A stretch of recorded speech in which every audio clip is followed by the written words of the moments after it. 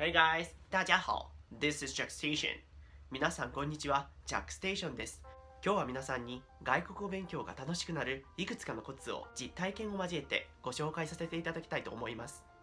여러분 안녕하세요. 잭스테이션입니다. 인트로 부분에 제가 공부하고 있는 언어를 몇 가지 말해봤는데요. 외국어 공부를 어떻게 하면 조금 더 재미있고 즐겁게 할 수 있는지 그거를 여러분에게 꼭 알려드리고 싶었어요. 우리나라 사람들은 영어를 10년 가까이 배웠는데 영어를 못한다 뭐 이런 식으로 생각을 하기도 하고, 그건 저는 오해라고 생각하지만 외국어에 대한 거부감이 굉장한 것 같아요. 정말 하는 사람은 하고 안 하는 사람은 안 하고, 한다고 해도 토익 점수만 딱 따면 영어 공부 끝난 것처럼 그렇게 생각하시는 분들 많잖아요. 그리고 뭐 900점 넘었는데도 영어를 못한다, 뭐 하물며 다른 외국어는 어떻게 공부를 하냐, 뭐 그런 얘기도 많이 들었고요.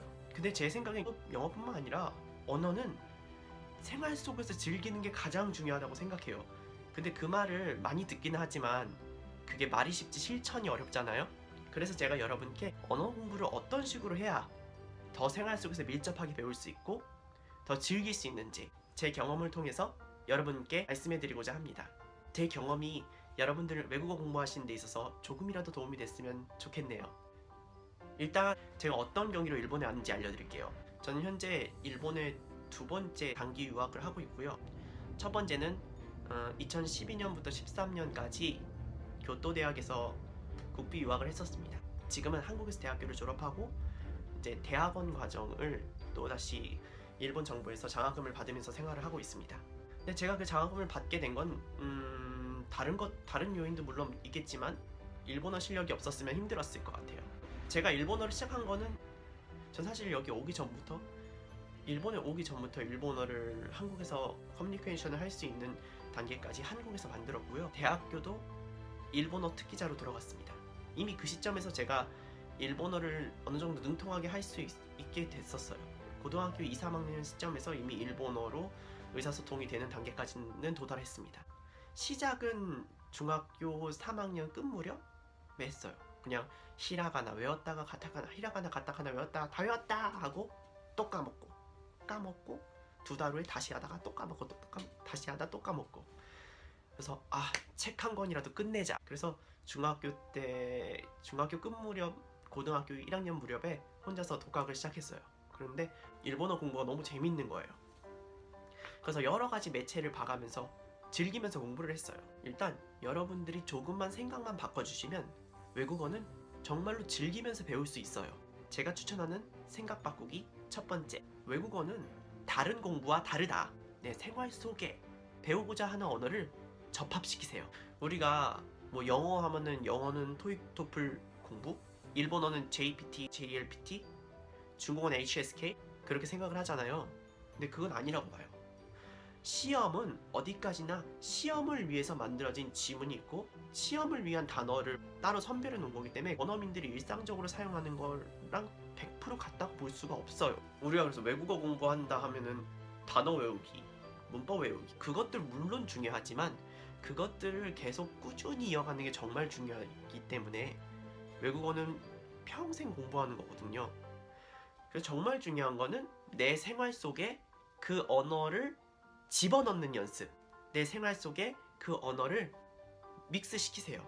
제 경험상 이게 제일 중요합니다. 한마디로 내 생활 속 언어로 만드세요. 한국어 플러스 뭐 중국어면 중국어, 뭐 프랑스어면 프랑스어, 일본어면 일본어, 영어, 내 생활 언어가 돼야 정말 그 언어의 능통자가 될 수 있습니다.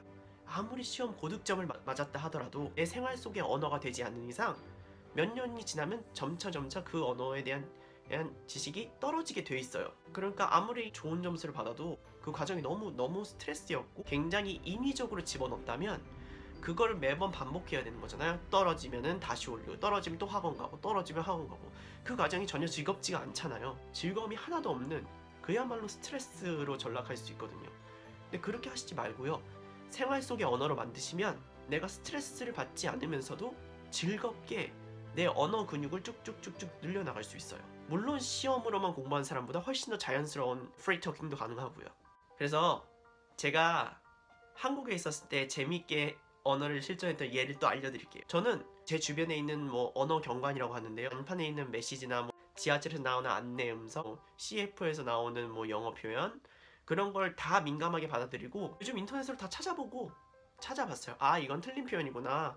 아, 이거는 광고에서만 나오는 틀린 표현이구나. 아, 이건 정말 중요한 표현이구나.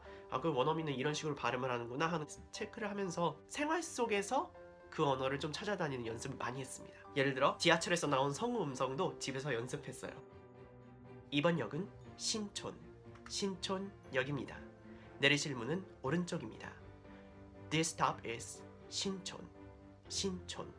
The doors are on your right. 前方到站是신촌站.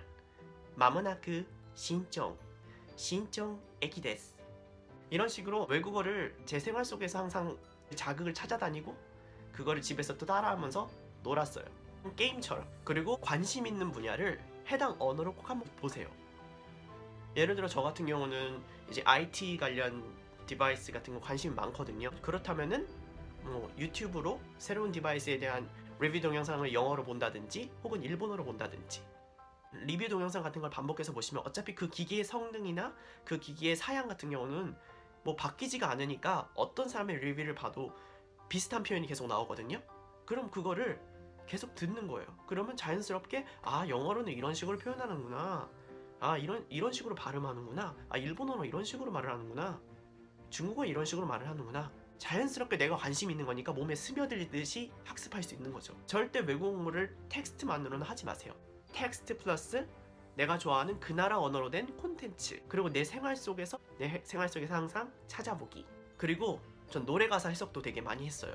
특히 일본어 같은 경우는 노래 가사를 해석하면서 많이 공부를 했습니다. 노래가 정말 좋은 게요, 진짜 길어봐야 거의 5분 안팎이잖아요. 거기 있는 내용을 계속 반복해서 들으니까 반복 학습이 되고, 감정이 실려있는 그런 음성은 들으면 들을수록 더 쉽게 외워지고 멜로디가 좋으니까 질리지도 않고 아주 효과적이라고 생각합니다. 다만 가사가 좀 일상적으로 쓰이지 않을 내용이나 그런 게 많은 노래보다는 기왕이면 일상적으로 쓸 수 있는 가사로 된 사랑 얘기나 그런 일상적인 내용을 담은 가사면 더 좋겠죠. 그리고 영어 같은 경우는 아, 이럴 때 이 발음을 이런 식으로 이 발음을 떨어뜨려서 발음하는 게 아니고 아, 이렇게 청크로 발음하는구나, 그런 것도 알 수 있거든요. 다만 중국어 같은 경우는, 중국 노래 같은 경우는 그 성조가 어쩔 수 없이 멜로디에 맞춰서 성조를 죽여 놓거든요. 중국어를 공부하실 때는 들으신 후에 그 가사를 보시면서 나중에 인터넷으로 찾든지 사진으로 찾아보셔서 꼭 병음도 같이 학습하시기를 권장합니다. 아, 그리고 이거는 요즘 다 스마트폰 가지고 계시잖아요. 음성 인식 서비스를 다 제공합니다. 저 같은 경우는 아이폰을 이용하고 있으니까요. 저는 일상적으로 궁금한 거나 이런 걸 있으면 시리한테 영어로 물어보든지 하는 연습을 하고 있어요. 물론 그게 기계니까 완전히 자연스러운 커뮤니케이션은 안 되지만 그래도 그 외국어에 대한 자극을 항상 느낄 수 있다는 점에서 전 굉장히 추천합니다. 예를 들어 날씨 같은 거 물어볼 때도 시리를 영어로 설정해서 Hey Siri, what's the weather like today? 라고 하든지, 뭐 일본어로 하면은 Hey Siri, 今日の天気はどう? 자연스러운 일상생활 언어를 음성 인식 비서를 상대로 계속 연습할 수 있는 거예요. 그것만으로도 충분히 재밌고, 또 아, 이런 식으로 또 시리가 반응하는 걸 보면 아, 이 나라 언어로는 이런 식으로 답변하고 이런 식으로 표현을 하는구나 하는 것도 가까이서 자연스럽게 느낄 수 있으니까요. 추천합니다. 그리고 요거 실천하기는 어려울 수 있는데 의외로 중요한 거, 집에서 혼자 계실 때 그냥 자기가 생각하는 것을 해당 언어로 말해보세요. 이게 굉장히 어렵지만 뭐 샤워할 때나 뭐 집에 혼자 있을 때 그렇게 한번 연습해보세요. 이게 굉장히 효과적입니다. 저 같은 경우는 이제 일본에서 사니까 일본 TV 같은 걸 보잖아요. 그럼 일본 TV를 보면 자연스럽게 저는 일본어로 생각하고 일본어로 말하는 연습을 해요. 누가 모르는 사람이 보면 좀 이상한 사람으로 생각할 수 있어요. 근데 그게 굉장히 효과적이거든요. 이상한 사람을 오해받으면 어때요? 어차피 내가 이상한 사람이 아닌데. 그런 사사로운 걱정 때문에 내 귀중한 언어 학습 시간에 박탈당하는 것도 말도 안 된다고 생각해서 저는 사실 바깥에서도 이어폰을 끼고 전화하는 척하면서 필요할 때는 뭐 영어 발음을 연습한다든지 좀 중얼거리기도 합니다. 그리고 두 번째, 발음 신경 쓰시는 분들 계시죠? 저도 그런 사람인데요. 발음을 좀 더 잘하고 싶다. 근데 난 나이 들어서 발음 뭐 굳어가지고 안 된다. 뭐 어렸을 때 안 했으니까 난 발음 못 고친다.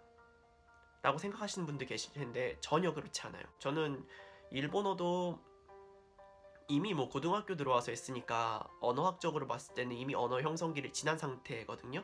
한 중학교 한 1, 2학년까지라고 학계에서는 보는데요. 저는 뭐 고등학교에 가서도 일본어 공부를 했는데 일본어 발음으로 딱히 지적받거나 일본어 발음이 나쁘다고 들은 적은 없어요.